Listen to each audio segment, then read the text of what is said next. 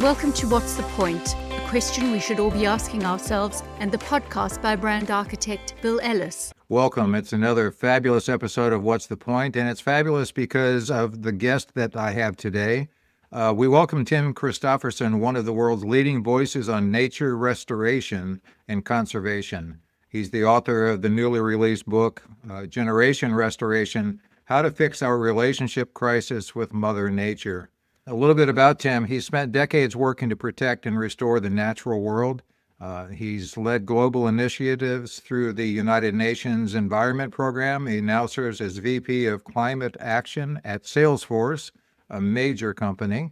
We'll also talk about the comparison and the difference between that. But he helped create Generation Restoration, which is a global movement behind the UN Decade on Ecosystem Restoration. And that movement continues to grow. So with all of that said, Tim, hi. Thank you for joining us. It's good to see you again, Bill. Thanks for having me on the show. It's a pleasure. I'm sure we're going to have a great conversation, and I believe very strongly in what your mission is, and I believe very strongly that my listeners will not only agree with what you're saying, but learn quite a bit. I know I have. So currently, you're in Denmark. You live in Denmark. You're married. That's anyone watching the video version of this on YouTube. That's your wife's artwork behind you. But what's it like for you there now, just in general? How does being rooted in Denmark work for you? And just let us know how things are. My wife is Danish. I'm German, and we lived 3 different continents over the last 20 years, including the last 10 years in Nairobi in Kenya.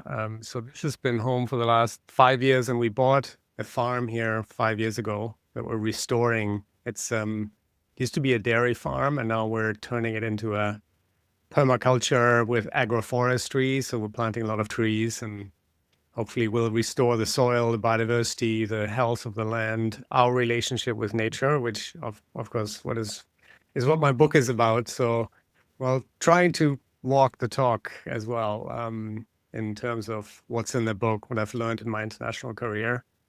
Now bring that home to our farm.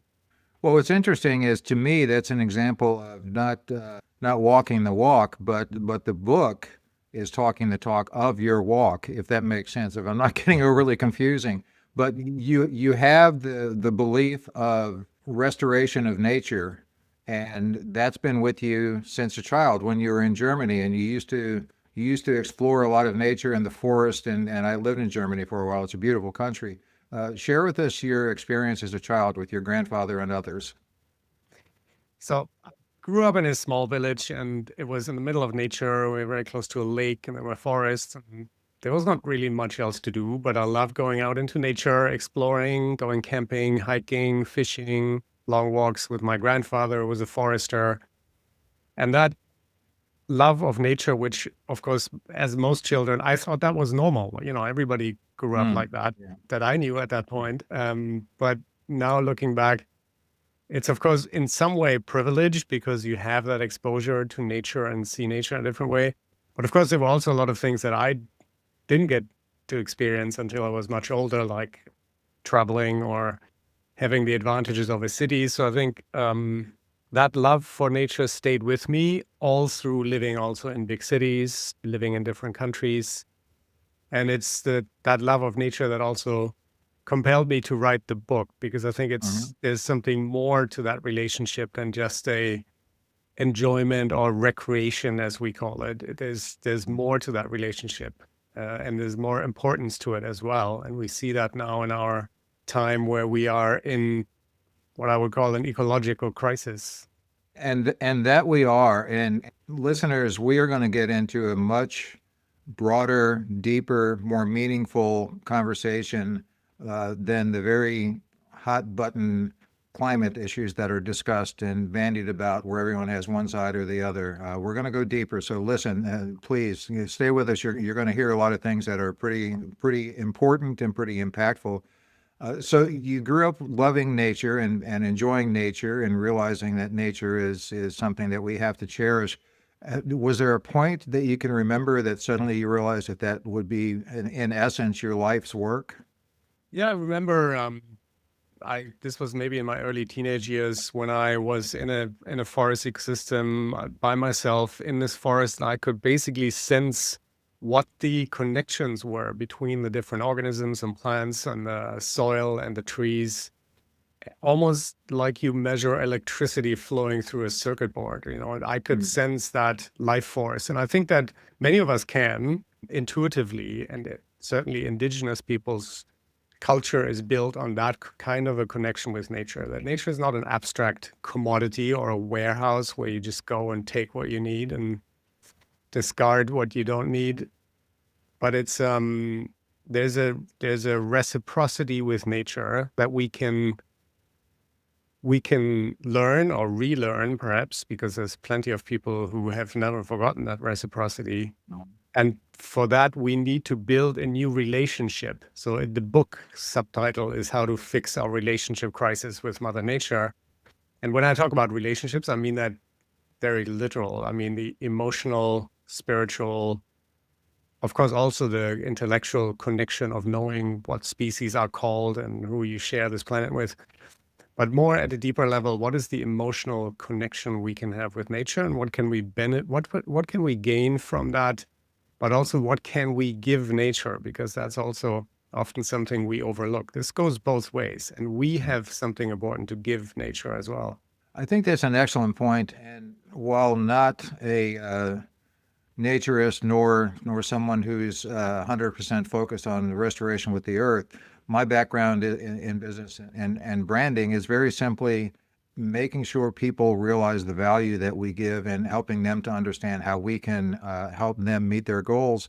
And I think that translates pretty directly to what you're talking about with the relationship with Mother Nature. If we can get more people to understand the value of a restored Mother Earth and what it means to them, and it's not just something that's discussed kind of intellectually and without touching it, if we can touch their emotional connection, I think that'll help quite a bit.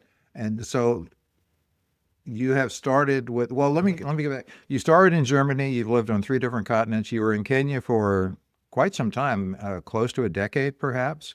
So now you're kind of back to the small village in Europe with trees around it. Is that kind of beautifully circular to you? How does that journey strike you, your own journey? I think that perhaps most things in life are circular, and definitely most things in nature are circular, and they move in cycles. Yeah, perhaps that is coming back to the roots and the origin, but with a different mindset. And I think that kind of a journey is really important for all of us. Life is a journey, and we are here with a purpose.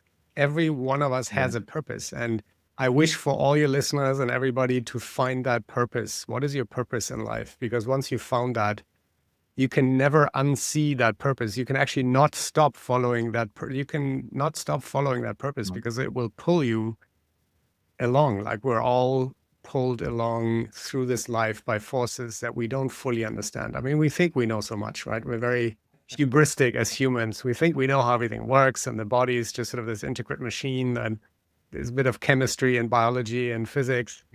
There's not much more to it, but there is a lot more to it.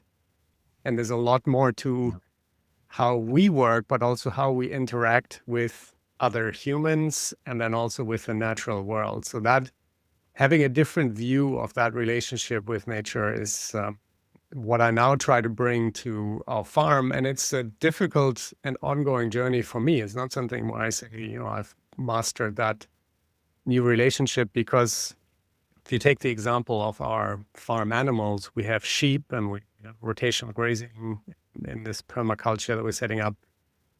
But when it comes to having those sheep treated well, not only while they are alive, but also at the end of their lives when they are to be slaughtered, because for some animals, it is both necessary that we keep the herd to a limit, to a manageable size, but having a way for those animals to basically end their lives in as humane way as possible is almost impossible in the system that we now live in, because all of those structures in agriculture have become so large, so mechanized and industrialized, and dehumanized that it is very difficult for small farms like ours to do this to farm, including with the animals and livestock we have, in a way that is not only sustainable, but also ethical. The system makes it difficult. So I think there's more that needs to be changed than just our personal attitude, in our case, as farmers. It is also the system that needs to change. I agree with that 100%, and we're going to get into that in a little bit. The role that government and corporations and business can play, but the starting point, from your perspective, I believe, is on the individual basis, and a lot of individuals acting together can start to create a movement. And that's what you helped to start with Generation Restoration when you were at the UN. That's now become a global initiative. How did that begin? So Generation Restoration is the hashtag indeed for the UN Decade on Ecosystem Restoration. And if you go on Instagram, where my kids feel more at home than I do, but you search for that hashtag, you'll find there's about 140,000 posts actually as of right now who are sharing news on what they do on restoration, what all these local regenerative farming initiatives are. So there is a bit of a movement emerging, and we're halfway through this decade, which is running from 2021 to 2030.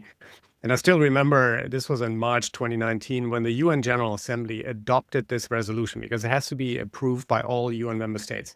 And we live in a time where agreement between countries is getting more and more rare. So Yes. it's in one of those moments you really feel the beauty and the power of the United Nations, that we can rise above ourselves and set ourselves a target that is bigger than any individual, any company, any city, or even any country, and say we can do this together because it's important for humanity. And that decision to establish the UN Decade on Ecosystem Restoration basically set the goal to halt and reverse the degradation of ecosystems worldwide. This is not a very long sentence, but a very powerful and strong ambition, because nature is in free fall at the moment, and we have to turn that around. So I think this signal that the UN Decade has set, and that is starting to trigger a movement, is what I wanted to amplify with the book. So I gave it the same title. It describes what the UN Decade can do, but in a very non-technical way, hopefully in a very accessible way. Even things like climate change, which a lot of people think they can't engage in discussions about global warming because it's so expert driven and so polarized. So I try to take the polarization out of it, and also explain it in a way that is not too technical, and I hope I succeed in that.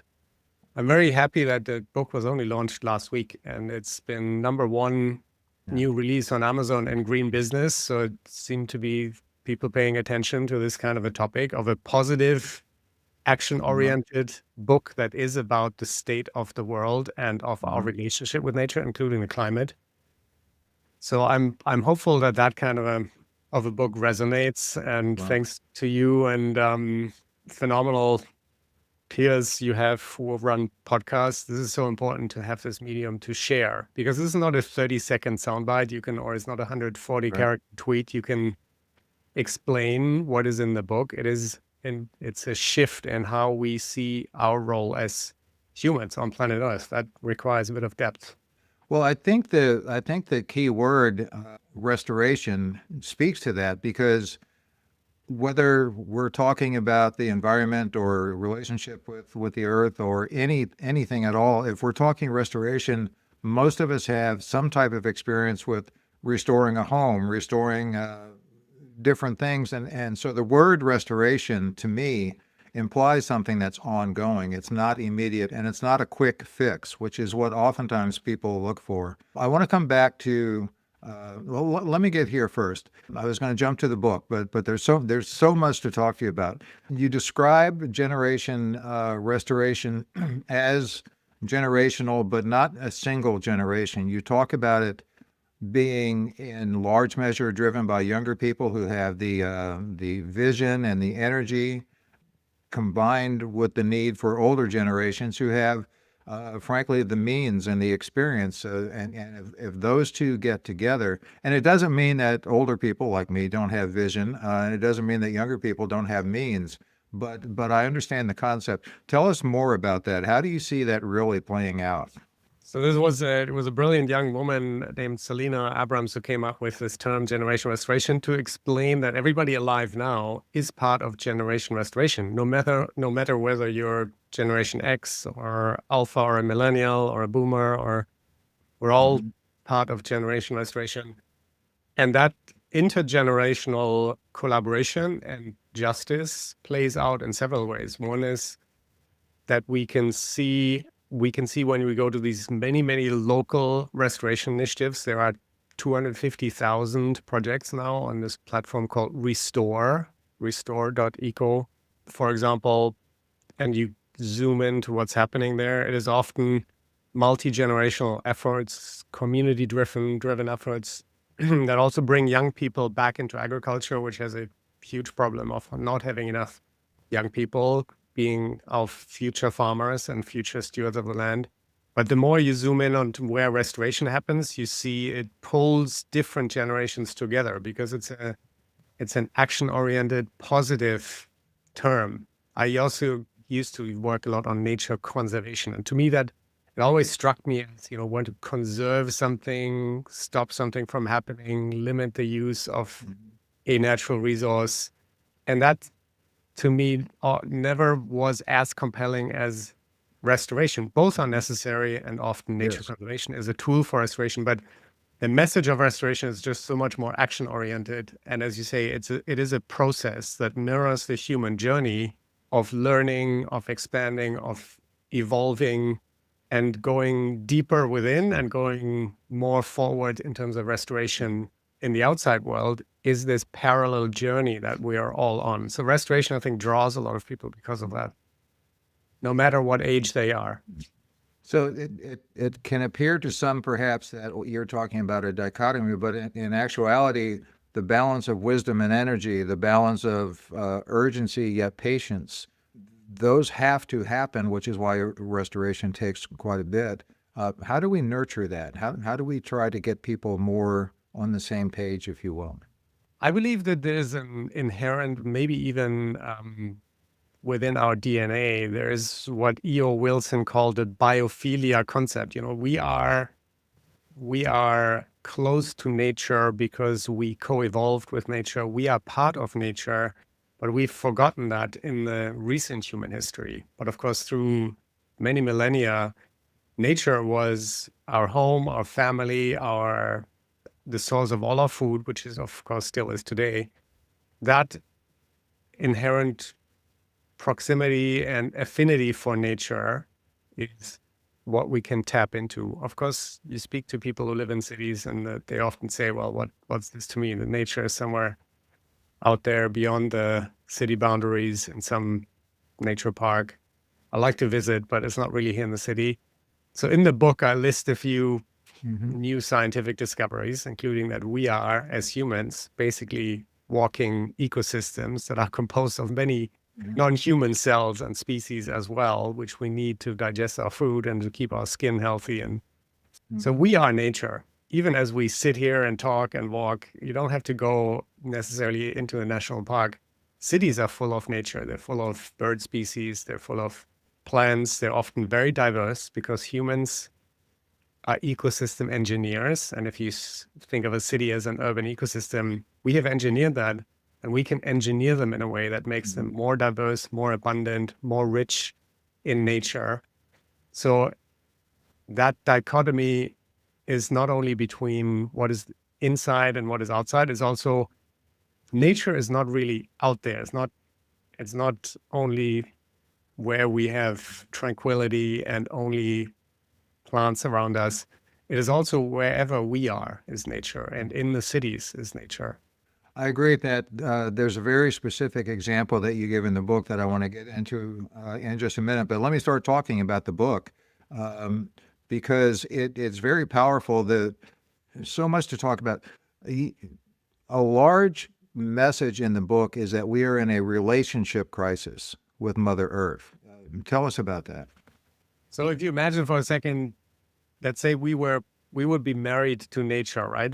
I would say we're headed for divorce because we're in an abusive relationship. We only take, take, take, take, take.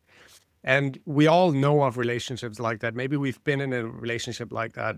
It does not end well. And this is the kind of relationship that we're in. The UN Secretary General actually calls it our suicidal war with nature. It's a war that we cannot win.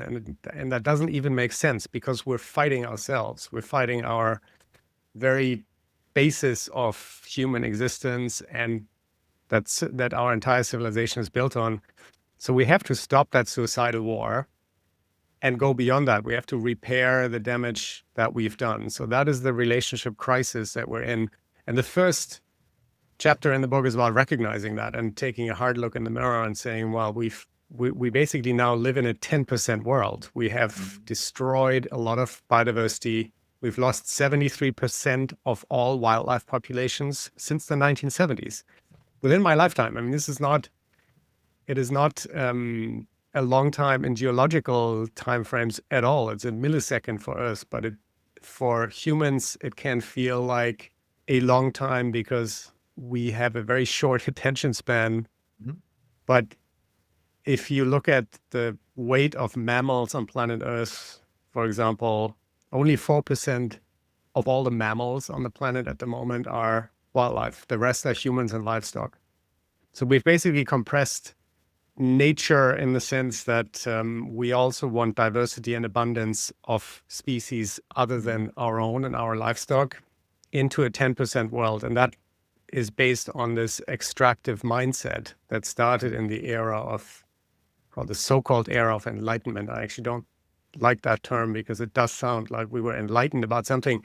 And I think quite the opposite is true, actually. The reductionist mindset of René Descartes and the Enlightenment philosophers, sure, they brought us a lot of advances in science and logic and reasoning, but they also cut this tie that we had from nature by saying we are the only creatures on Earth with a divine link. Everything else is a commodity. It's basically not even, doesn't have a soul. It's nothing else but an intricate machine. And in the 16th and 17th century, that might have made sense, but we know so much more these days about how animals think and feel, what ecology is as a science, how nature actually works, that outdated notion is really limiting us. So at the heart of this relationship crisis is really a philosophical misperception or misunderstanding of our role in our relationship with nature. One of the words that keeps popping into my mind when we talk about that is arrogance, believing that the world is here for humans exclusively and not understanding what the world does, what Earth does for us humans, and the whole interaction. But let me talk quickly. I just got your book yesterday, and I dove into it, and you're right. The first chapter is daunting. The first chapter it's a chapter of confrontation, and the confrontation is, here's what's going on. You might want to open your eyes and see, because here's some of the impact of that, and here's what's going to continue if we don't take action.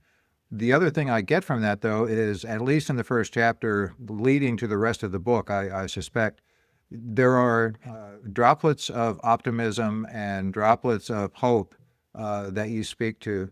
Let me get into that specific example, because I think this is something that addresses a lot of what we've already spoken about, Tim. And you talked about people in big cities not understanding nature. That's out there.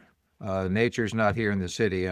Nature to me is the little park down the street. But you give a lot of examples of the impact of humans on nature and the return impact on humans by our own action. Talk us through your example of oysters and the New York Harbor. Yeah, I was just thinking of that example when Yeah. I opened that question. So some of the listeners might live in New York or might have been there. If you had arrived in New York about 200 years ago in what is now New York Harbor and the estuary and the Upper Bay and the Hudson, you would have found about 200,000 acres of oyster beds. There were an estimated 300 billion oysters in and around New York. Now, oysters, they filter the water, and they filter dozens of gallons of water every day. So they basically filtered the water of that entire ecosystem once a day. It would have been crystal clear. The oyster beds would have provided habitat and shelter for an amazing array of marine biodiversity, marine mammals, dolphins, seals, shoals of different kinds of fish. So that entire ecosystem was vibrantly alive and very, very productive. It also protected what today is Manhattan, would have protected it from storm surges like, Sandy and other storms if the oyster beds were still there. But what happened then was, first of all, they were all eaten in the beginning. New York should actually be called the Big Oyster, not the Big Apple, because it's much more accurate. That's what people knew New York for in the 18th and 19th century. It was one of the most rich cities in terms of that natural food source. They also exported oysters through all over Europe. However, the last commercial oyster bed in New York closed in 1927. And even by that time, the oysters were so polluted because of raw sewage that was let into New York Harbor. They had dwindled also for that reason. So today there are very few left, and people don't know. If you talk to people about 300 billion oysters, 200,000 acres, we could get that natural wealth back because we have the means, we have the science, we have the understanding, we know how this works. But as long as we don't have the inspiration and the imagination and people, I want that back. I want to be protected from the next Sandy. I want to eat healthy oysters again that come from up the river, not from hundreds or thousands of miles away. We can do it, but we need that inspiration, that spark of inspiration where people say, yeah, I want this back. Where did it go? Who took it? Why don't we have this anymore? I want people to be upset about the natural wealth we had and why it's gone. Because once we understand that, getting it back will be the easiest part. It is the hard part to build that political will that has to come from imagination of what a fully restored world could look like. I believe that the vast majority of humanity, myself included, don't have a full enough understanding of and appreciation for the cycle of nature and the interaction and interdependency and interreliance on nature. You also have an example of the silver eel, which is an incredible story, an incredible journey of that life form. Get into that for us a little bit. Explain how that works, because to me, the far-reaching impact of that just geographically is mind-blowing. So the oysters in New York helped New York Harbor stay clear. This story talks about from one continent to another continent and the impact. Yeah, nature is full of these amazing miracles. And once people embark on this journey that I talk about in the book of becoming ecologically literate, learning ecological literacy, you'll find more and more of these fascinating examples. So I used to fish for the European eel. There's also a North American version, which is related, but the European eel, about a meter when they're fully grown, 3 feet long. And I used to catch them when I was a boy fishing in our lake. It was a fairly common fish, even in the late 1980s, early 1990s. And fast forward to today, that population has plummeted by 95%. So again, within my lifetime, a fish that was fairly abundant is now a smuggled commodity. And I'll get to why it's smuggled and so highly prized. That is on the conventional international trade in endangered species list of prohibited species that you cannot trade anymore. So it became so endangered within just less than 40 years. What is fascinating about the eels is they spawn only once in their lifetime. So they sexually mature between the age of 5 and 10 years, but then start a migration from their freshwater habitats where they live in ponds and rivers and lakes all over Europe to the sea. They sometimes migrate across land for quite a distance, which has given rise to all kinds of myths about eels. But once they arrive in the North Sea, they make their way over into the Atlantic, into what is called the Sargasso Sea. It's sort of around the Bermuda Triangle. So it's much closer to the US than to Europe. Uh-huh. So they swim 4,000 or 5,000 miles, depending on where they started. Then they spawn there. During that entire time, they don't eat anymore. All their all their digestive organs have been turned into reproductive organs.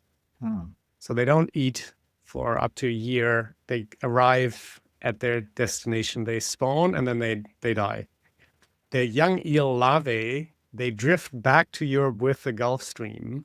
And during that journey, they start to feed and grow. And when they arrive in Europe, back at the coast, that this whole epic trip takes well over a year. When they arrive back in Europe, they're called glass eels because they're still slightly translucent. And that is the delicacy that people pay now well over $1,000 per pound for in Asia.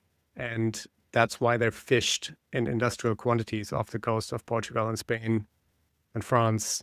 And that reproductive cycle that took probably millions of years to establish itself in a very finely balanced ecological miracle, you can call it, of that highly complex and evolved reproductive cycle, we're now at risk of ending something so miraculous as that in nature if we don't pay attention.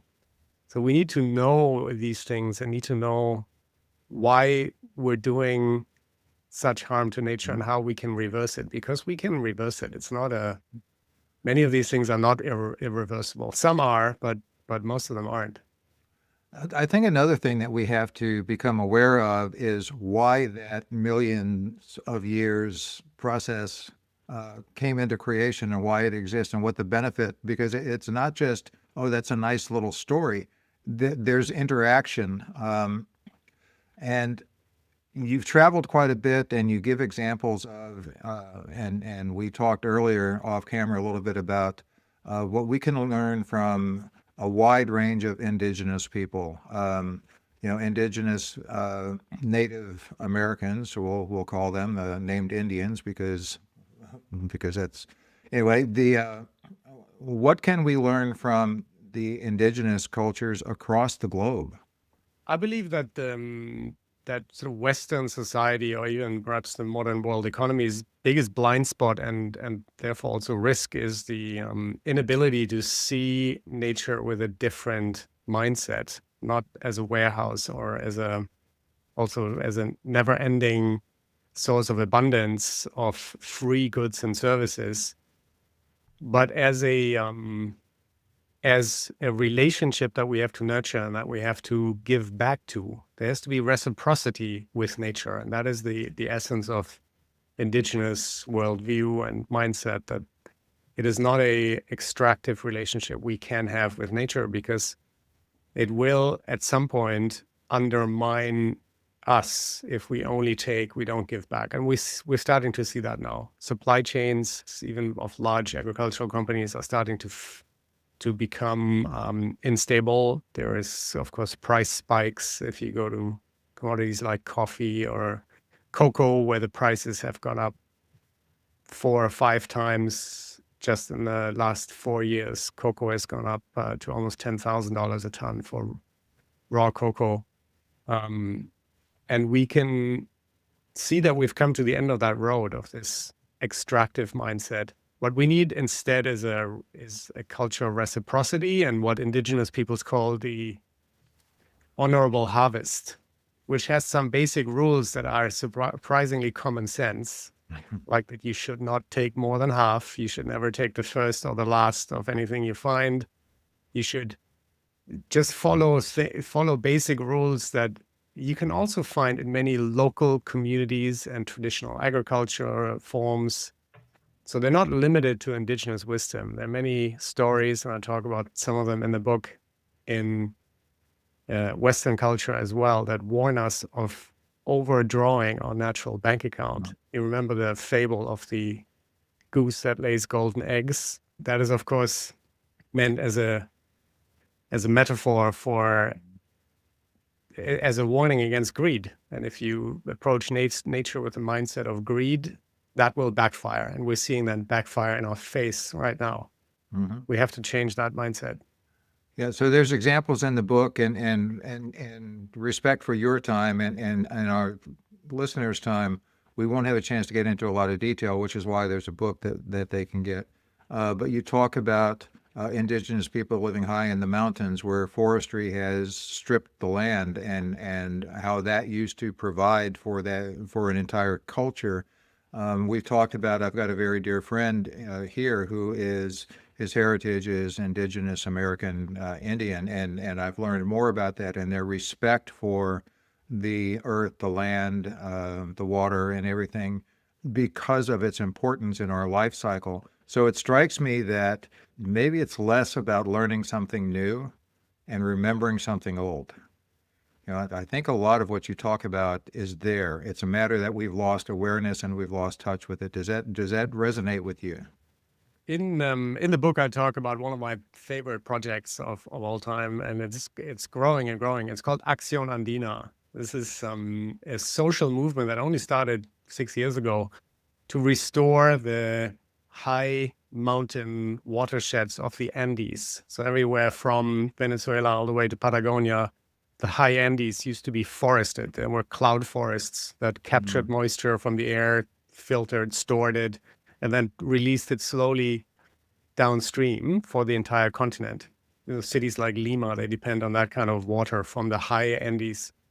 But 90% of those forests have disappeared over this last centuries. So now there is an indigenous-driven movement called Acción Andina to restore those forests. So imagine these are communities that live under very harsh conditions in these high altitudes. They are probably the least likely to have the resources to invest to save us and safeguard the water supply for South America, but they are the ones who are taking action. There are almost 40,000 people now involved in this movement. They are planting in over 400 locations in 5 countries. They've planted 15 million indigenous trees. They're called polylepis trees, this genus of trees that grows up there.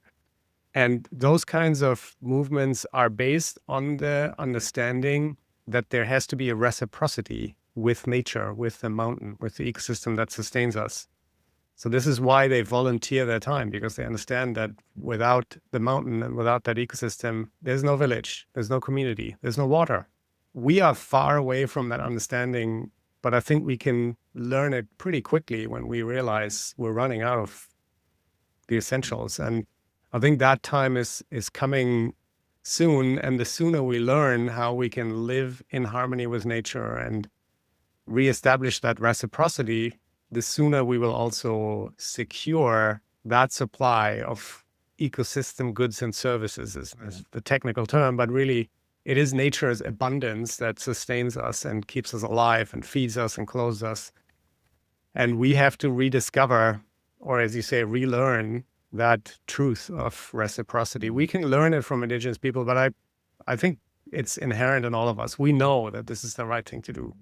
Well, I would agree with that. You use a great term, a great example in the book, maybe the second chapter. You talk about biodiversity Jenga. The Biodiversity Jenga is actually an artwork by a brilliant young artist called Benjamin von Wong. And Benjamin put this sculpture, it's about 20-foot tall sculpture that is like the Jenga game, this game where you take wooden blocks one after the other until the tower collapses. But it will eventually, yes. You hope it doesn't collapse when it's your turn. So that's exactly where we are now with biodiversity. We've taken so many of these blocks out. We don't know when the intricate web of life that we rely on might collapse. And we've started to see large-scale collapse like the North Atlantic cod population that has probably collapsed beyond ever being able to recover. So we don't want to be the generation that takes the last Jenga block out, but we want to put them back and make that Jenga tower of nature more stable, because we sit at the top. It's not like, this collapses and then we say, oh, that's a pity. We are up there. If it collapses, this is also our downfall. So Yeah. We want to be the generation that puts these blocks back. So I like that artwork very much, and he's made a photo available for the book. So there's a photo of that in the book. Yeah, I've seen the photo. It's amazing, and it's a brilliant example, and it's a brilliant metaphor because we learn visually, and we see that kind of thing, and it'll make more of an impact than me or even you just talking about it. Speaking of which, and let's not get into the detail of this. We've talked about we've both seen this and have been impressed and learned a lot from it. There is a short movie called The Biggest Little Farm. And if you've not seen that, let me encourage you, just go to Mr. Google and put Biggest Little Farm and invest time in watching that, because that is, in my experience, one of the many really impactful visuals that explain the interdependency of nature and how we are a part of that as opposed apart from it. So let's, we've talked about how it's going to take individuals. We've talked about how it's going to take means and money. You have left the UN some time ago, and now you work for Salesforce. As I mentioned, you're the VP of Climate Action. How is your love of and obvious recognition of the necessity of restoration of Mother Earth, how does that combine with and complement the corporation that you work for, and vice versa? How are corporations going to see the importance of restoration of Mother Earth? Yeah, first I want to say that I love the United Nations, and I wish there was a much stronger and better resourced United Nations. We really need them, and we need that understanding and agreement between nations, which is probably one of humanity's best inventions, the UN, after the Second World War, when it was clear that we couldn't continue down that path of mutual self-destruction.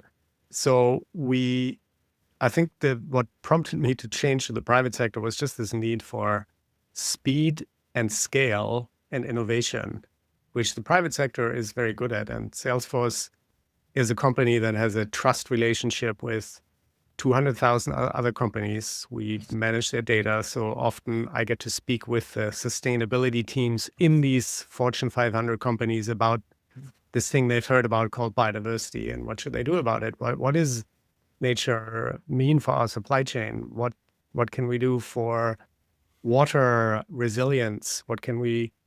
How can we best invest? So that kind of role that Salesforce can play to think this through with other companies is what motivated me to take this job. But it's certainly true that I've worked on the same topic from different vantage points across my career, and you start to realize that delta in more action that we need, it's all in collaboration. So there's not necessarily, we all need to, of course, do more, but what is even more needed is that we have private public partnerships, that we have collaboration between companies and with civil society, with companies and with the government, that the government sets the right enabling conditions, but then the private sector invests at the right speed and scale.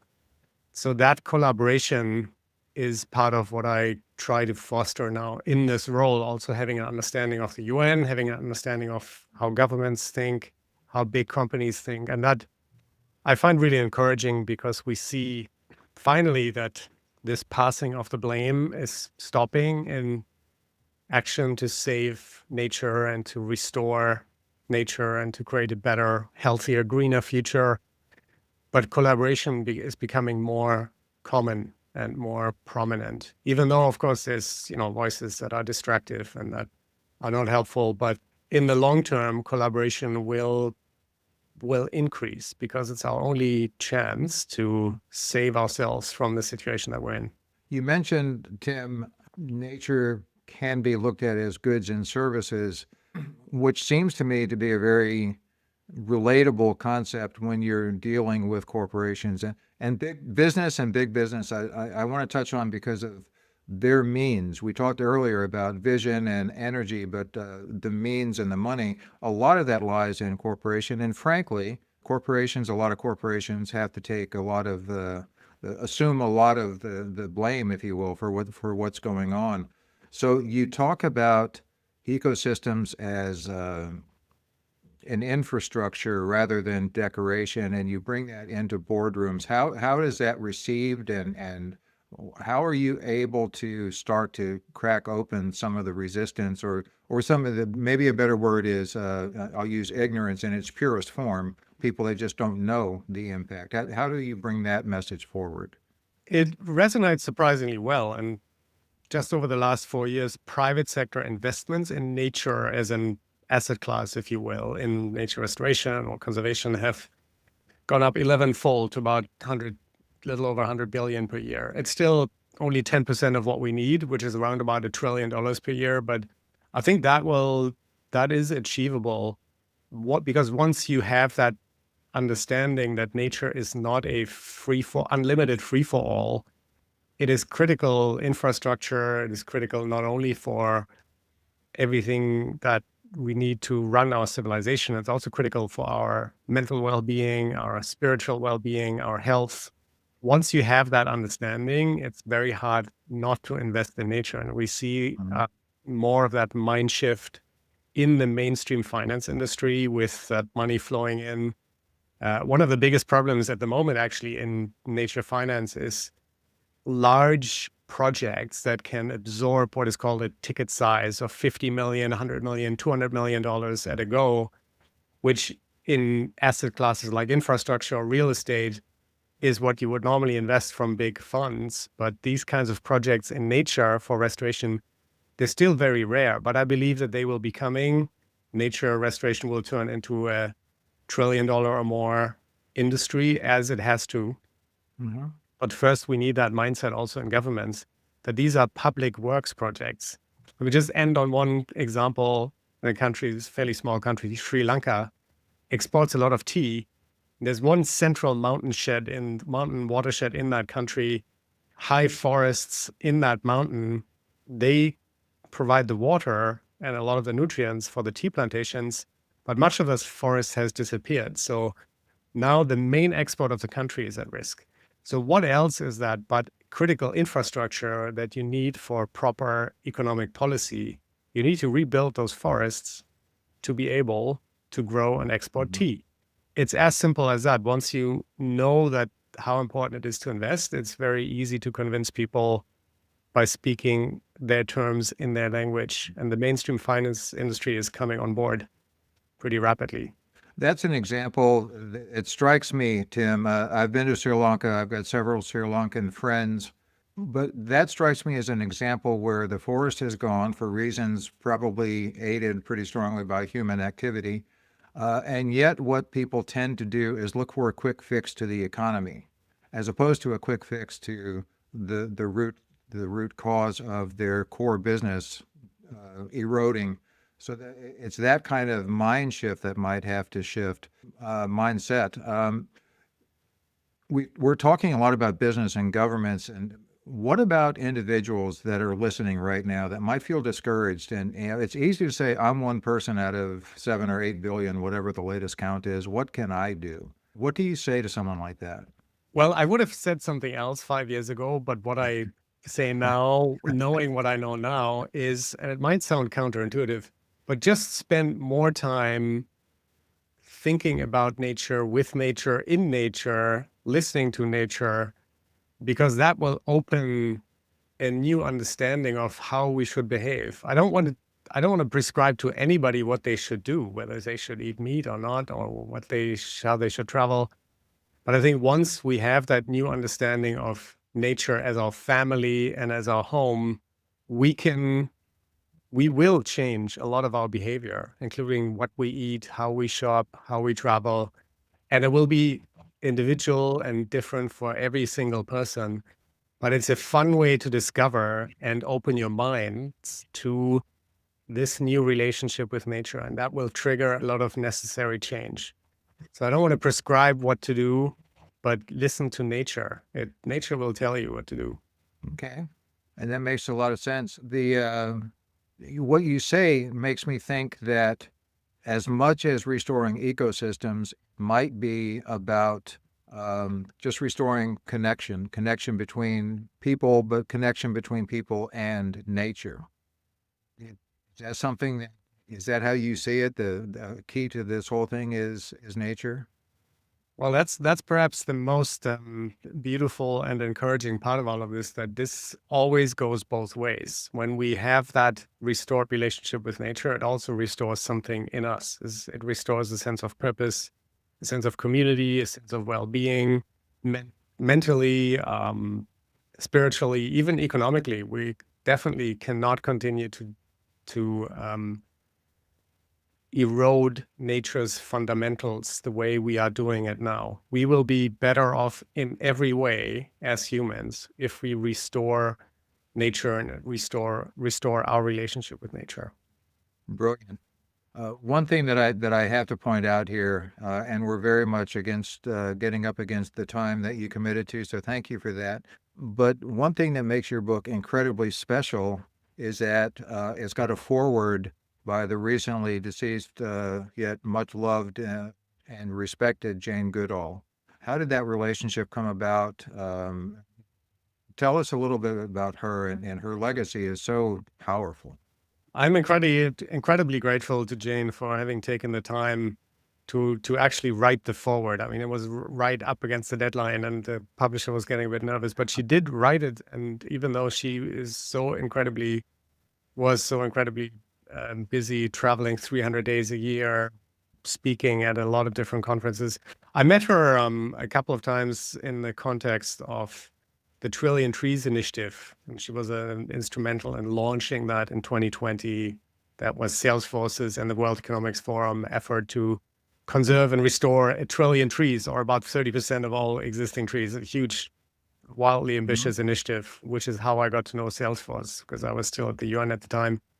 And it always struck me that Jane had this immense inspiration as, of course, a much loved public figure, but she was also, her humanity was what impressed me most about her. And that she always took the time to understand and respond, and often even write to people after she had met them, even though she met thousands of people every month. But that individual recognition and appreciation was what has deeply inspired me about Jane, and knowing how much she worked for this legacy and for establishing a new relationship with nature.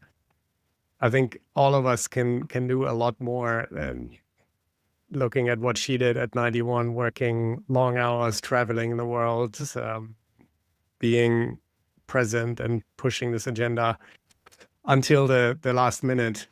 We can all learn from that. So I'm very, very grateful to Jane for having contributed the forward. I'm so grateful to hear that, and also to be enlightened, and I suspect many of my listeners will be, that her interest goes well beyond just her much beloved silverback apes. I mean, for her to be a key part, if not the driving force behind a Trillion Trees project, especially at an age where most people are checking out, is pretty impressive. So what do you think her legacy, and frankly, your legacy, Tim, what do you hope that legacy carries forward? What do you hope people take from those legacies, yours and hers? So let's start with a relatively short-term goal, the UN Decade on Ecosystem Restoration 2030. So by 2030, I really hope that we start to turn the tide on nature loss, and I think we can get there. But I would like to see more. I talk in the book about a century of ecology that we have to move into. And I believe that the 21st century will be a century of ecology, because ecology and economy have the same roots in ancient Greek. They both come from oikos, which is our common home or our common household. And economy is the management of our common household, and ecology is the knowledge. What we're doing right now is we're running this entire place and we're managing it without the knowledge of how it works. And that cannot continue. So we need a century of ecology to learn basic ecological literacy, understand planet Earth, understand our role on this planet, become stewards of nature and of creation. I think that legacy is what Jane was aiming for. And hopefully we can all continue that. This is now upon all of us to continue her legacy. The example you just gave, the information you just gave of the connectivity between economy and ecology, is something, if we can get that message out there, to start to help people understand the interrelationship of those and how they necessarily are interdependent and therefore equally important. And if one side of that equation isn't addressed, the other side of the equation is going to go away. Tim, we've talked a lot about your journey from Germany to Kenya to boardrooms of global companies to the UN to meeting someone as impressive and amazing as Jane Goodall. The fact that you're now, as you said, walking the walk of replenishing, restoring, if you will, your own farm there in Denmark. But from your view, the signature question of the show is your turn. From your perspective, what's the point? The point is to become better human beings. That is the point of life. That is the purpose why we're here. And nature can accelerate that journey for us if we listen and if we watch and learn. To me, that's the point. The point is not actually about nature. It's about becoming better human beings. I think we're all on that journey, whether we know it or not, and whether we're actively trying to be on that journey or not. We are all on that journey. So to me, that's the point. I love that because I agree with you that trying to become better humans is at our very deepest core element, our purpose in life. Our purpose is to become better human beings. This has been an inspiring conversation. I think only once, maybe twice, did we talk about climate change or global warming, which is such a hot button, certainly in the States and various places around the world. It's so much more than that. That's a piece. That's one indication. Yeah, it's very important. I understand that, but people hear that and then they shut down everything else. Hopefully, this opens a lot of people's eyes. It has mine. Your hope, your effort, it grounds me, and for me, it's contagious, and I hope it's contagious to everyone listening here. I love the work you're doing, and I very much appreciate your time and effort in sharing your insights with us. It's been terrific, Tim. Thank you so much, and continued success. it was a pleasure. Thank you so much, Bill. Thanks for tuning in. And if you like what you've heard, please subscribe so you don't miss an episode. We can promise there is value to be gained in every one. Taking a second to rate, review, and share the show helps make us more discoverable and enables others to find out what's the point. If you'd like to learn more about Bill Ellis and his services, please visit his website, billellis.com. See you next time.